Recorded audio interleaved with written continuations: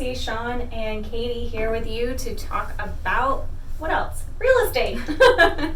Sean is our broker here at Renter's Warehouse. Katie is the magnificent loan officer that we use on almost everything with Atlantic Coast Mortgage. And we're just kind of talking to you about the market as far as listing your home, what the upcoming election means for us, and basically what's to be expected over the next couple of months. So Sean, I'll just let you go ahead and chime in on why people should list their home now rather than later. Okay, great. Yeah, so what we're seeing now is the inventory is very limited. There's a high demand currently due to these low interest rates. So we have a lot of buyers in the market and not enough homes to sell them. We saw this back in, I guess, 2005 to 2008. As the inventory shrunk, the demand went up, the price values went up. But also what came, 2008 came, and then there was, the economy fell out, property values slumped, people had to wait to regain their equity.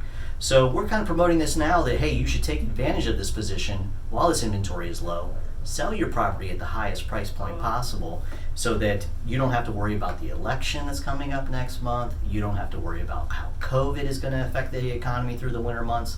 And of course, you can take advantage of these great interest rates that Katie will be able to talk to you about. Absolutely. One of the best parts about buying and selling during this time of the year is that we're finding some people are able to sell their homes, walk away with a lot more cash than they anticipated, roll that into a new home, and then come out with an interest rate that's lower than their current interest rate. So the cost of moving up is actually negated by the lower interest rate. So some people say, well, if it's a bad time to buy and a great time to sell, what does that do for me when I'm trying to buy a home? But with the low interest rates and the increase in equity, we're seeing that it's still worth it. Absolutely. This is a great time for two things, in my opinion. The first would be in the event you do have maybe a lower income rental or something of that sort, or maybe even two lower income rentals. Maybe you want to cash those in and use a 1031 exchange to acquire a more prestigious rental that might be able to cash flow stronger and raise in value at a lot faster rate, and rinse and repeat, so to speak. The other thing is, in my opinion, with these interest rates, they're probably the lowest they're ever going to be, right? Yeah, the opinion currently of most major economists on both sides is that we're going to see low rates continuing. However, with the election cycle coming, as we know, with 2020, nothing is predictable. No question. So the going theory is, if you're happy with the interest rate now, you should grab it while it is still in front of you. Absolutely. So it's my theory that if you are in the position right now where maybe you can acquire that dream home, or that home with the pool, or the home with the big backyard, now's the time to do it. And if you're not able to sell your property, guess what? We manage homes too.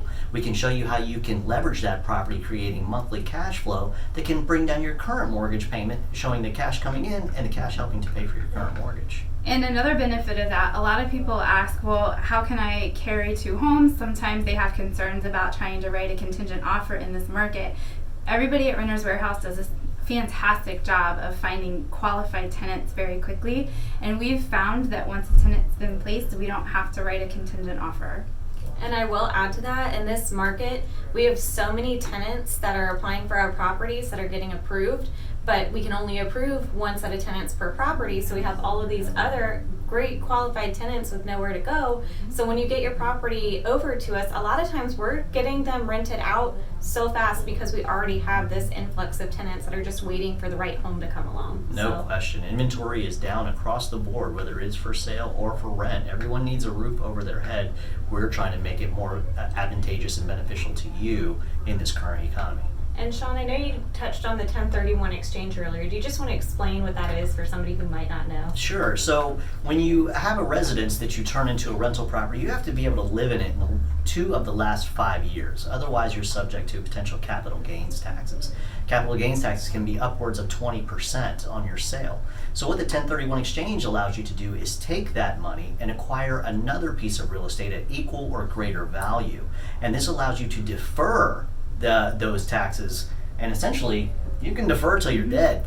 So, you can do this again in 5 to 10 years and keep using it. It's a great loophole, and we're happy to tell you more about it if that's the avenue you'd like to take. And a quick note, when you sell your primary in this market and you gain a bunch of equity, one of the most common misconceptions is that you have to pay capital gains on a primary residence. That's actually incorrect. Right. The way that the IRS code is currently written is that married couples have a $500,000 exemption, single individuals have $250,000. And even if you walked away with more than $500,000, you would only pay capital gains on the difference over and above that. So you can roll that into your next home and keep some cash for yourself and go through that without having to worry about taxes. Excellent point. Look at that loophole. Beautiful. Yeah, I didn't even know that. So good information there. I think that's all we have for you guys today. As always, if you ever have any questions, you could always reach us here at the office directly at 757-272-1616. If you want to reach Sean, you can always get him on his cell phone, which is 757-816-8160. And for any and all loan advice, information, refis, anything loan related, you can always reach out to Katie. 540-212-8277. Call or text. Mortgage wizard over here. I used to run my own home, so if that helps anybody, with their decision making. But anyway, you guys have a great day. And again, if you have any questions, always feel free to reach out.